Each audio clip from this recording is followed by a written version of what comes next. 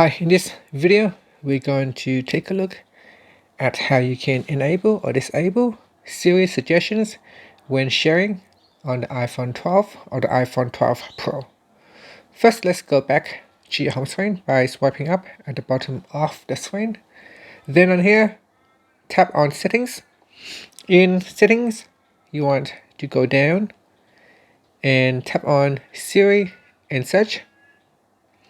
And then we're going to go down to the Siri Suggestions section and tap on Suggestions when sharing. So tap on the switch to turn it off, or you can tap on the switch to turn it back on. And that's it. Now you can tap on the back key to go back to the settings page, or you can swipe up at the bottom to return back to your home screen. And that's it. Thank you for watching this video. Please subscribe to my channel for more videos.